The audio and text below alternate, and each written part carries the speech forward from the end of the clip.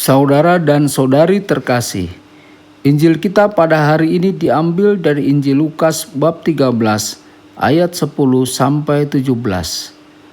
Pada suatu hari Sabat, Yesus mengajar dalam salah satu rumah ibadat. Di situ ada seorang perempuan yang telah 18 tahun dirasuk roh sehingga ia sakit sampai bungkuk punggungnya dan tidak dapat berdiri lagi dengan tegak. Ketika Yesus melihat perempuan itu, ia memanggil dia dan berkata kepadanya, "Hai ibu, penyakitmu telah sembuh." Lalu ia meletakkan tangannya atas perempuan itu, dan seketika itu juga berdirilah perempuan itu dan memuliakan Allah. Tetapi kepala rumah ibadat gusar, karena Yesus menyembuhkan orang pada hari Sabat. Lalu ia berkata kepada orang banyak, "Ada 6 hari untuk bekerja. Karena itu datanglah pada salah satu hari itu untuk disembuhkan, dan jangan pada hari Sabat." Tetapi Tuhan menjawab dia katanya, "Hai orang-orang munafik, bukankah setiap orang di antaramu melepaskan lembunya atau keledainya pada hari Sabat dari kandangnya dan membawanya ke tempat minuman? Bukankah perempuan ini yang sudah 18 tahun diikat oleh iblis harus dilepaskan dari ikatannya itu karena ia adalah keturunan Abraham?" Dan waktu ia berkata demikian, semua lawannya merasa malu dan semua orang banyak bersuka cita karena segala perkara mulia yang telah dilakukannya. Demikianlah sabda Tuhan. Terpujilah Kristus.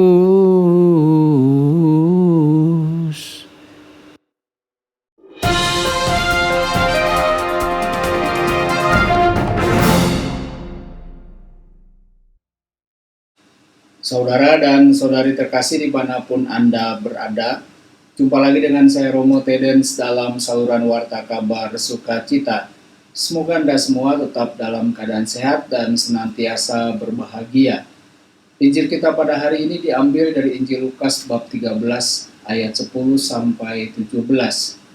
Saudara-saudari yang terkasih, Tuhan tidak mencintai apapun lebih dari Dia mencintai manusia, dan tidak membenci lebih dari Dia membenci kemunafikan.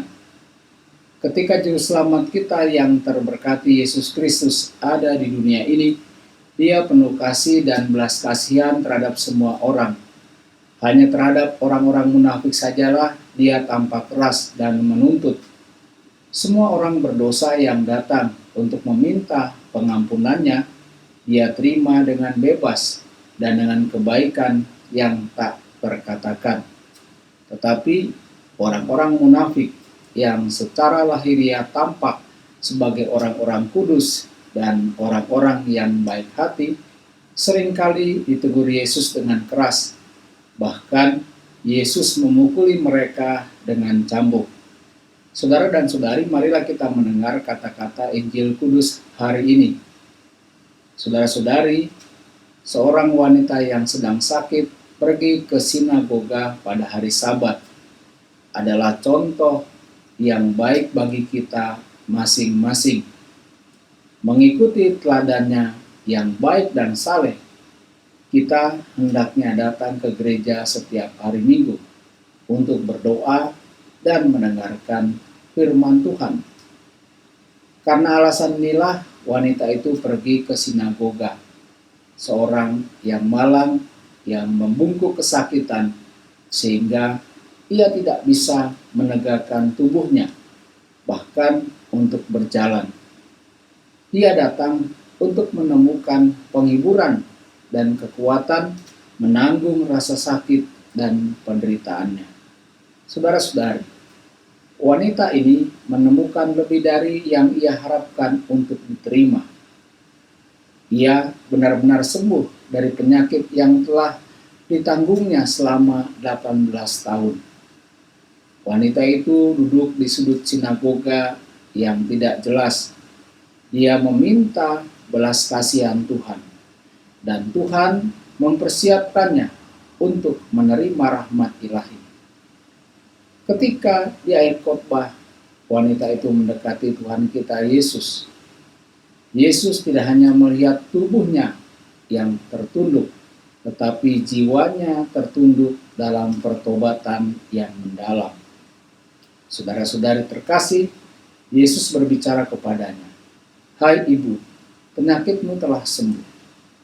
Kemudian agar kekuatan ilahi yang memberi kehidupan dapat disalurkan kepada wanita itu, Yesus menyentuhnya dengan tangannya yang suci. Dan karena firman Tuhan itu sendiri adalah tindakan ilahi, wanita itu langsung sembuh. Lihatlah orang-orang Kristen yang terkasih, bagaimana kasih Allah dinyatakan dan dicurahkan kepada manusia. Tidak ada halangan yang bisa datang antara Tuhan dan orang yang meminta pertolongannya. Bahkan hari Sabat pun tidak.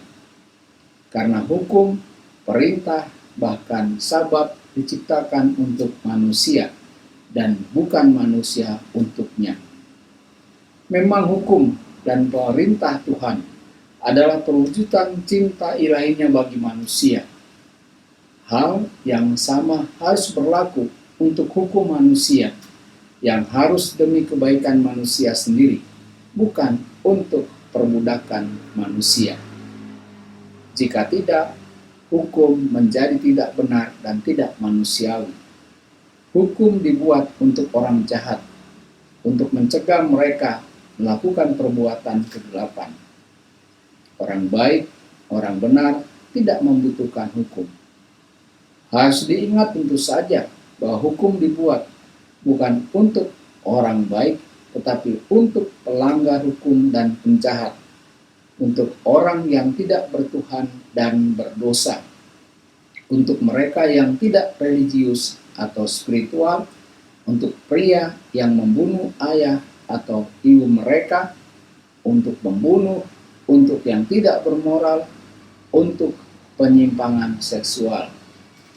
Bagi mereka yang melakukan hal-hal lain yang bertentangan dengan ajaran yang benar. Saudara-saudari terkasih, bagi orang baik, yaitu bagi orang Kristiani, hanya ada satu hukum, hukum kasih.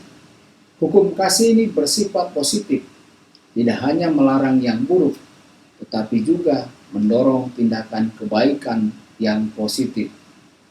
Tidak ada yang bisa menolak hukum kasih ini. Namun, ada banyak hal yang akan menjauhkan kita dari kebaikan. Pertama dan terpenting adalah kemunafikan. Apa itu kemunafikan? Kemunafikan adalah dosa berpura-pura jujur dan baik, padahal dalam hati kita busuk dan berdosa. Dengan kata lain, kemunafikan adalah memberi kesan kepada orang lain bahwa kita adalah sesuatu yang sebenarnya bukan kita. Orang-orang munafik berpura-pura peduli tentang hukum dan perintah, tetapi hanya agar mereka menggagalkan kebaikan.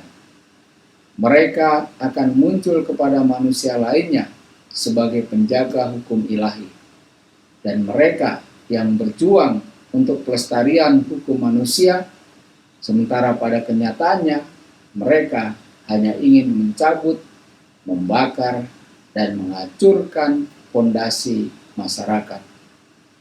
Orang munafik tidak peduli jika manusia kehilangan nyawanya, jika ketidakadilan muncul sebagai kebenaran, jika yang tidak bersalah disalibkan, jika institusi terhormat dihancurkan, dan fakta bahwa iblis sedang menari saat dia melihat semua ini hanya menyenangkan orang munafik.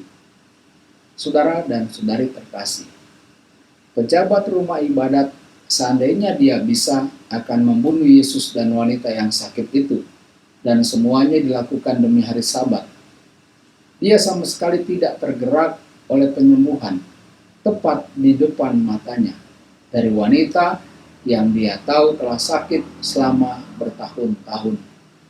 Dia hanya merasakan kebencian dan iri hati terhadap Kristus, tapi dia tahu betul bagaimana menutupi nafsunya dan tampil di hadapan manusia hanya untuk peduli dengan Sabat. Tuhan sambil menolak. Kristus Tuhan. Mungkin orang-orang yang mengenal pejabat ini sepenuhnya jatuh cinta pada tindakannya, tapi bukan Yesus. Dia secara terbuka menyebutnya munafik dan penipu, pembohong dan aktor yang merasakan satu hal dan mengatakan hal lain. Saudara-saudari terkasih, sayangnya kita memiliki banyak orang munafik hari ini. Kita harus waspada untuk mendeteksi mereka. Secara lahiriah mereka tampak seperti orang suci, sementara dalam diri mereka penuh dengan kejahatan. Namun dengan sangat terampil mereka menutupi perasaan mereka yang sebenarnya di depan orang-orang. Mereka menutupi diri mereka dengan jubah kesalehan, dan pada saat yang sama siap untuk melakukan kejahatan apapun. Saudara-saudari, jika Anda memberi mereka nasihat, mereka tidak akan mengindahkannya. Jika Anda melakukan kebaikan untuk mereka, mereka tidak akan merasa berkewajiban. Mereka berteriak keras atas nama hukum, perintah, kanon suci, ketertiban, dan kebenaran.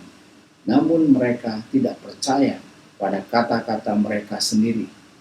Mereka hanya berbicara, mereka berkhotbah, tetapi tidak berbuat seperti yang dikhotbahkannya.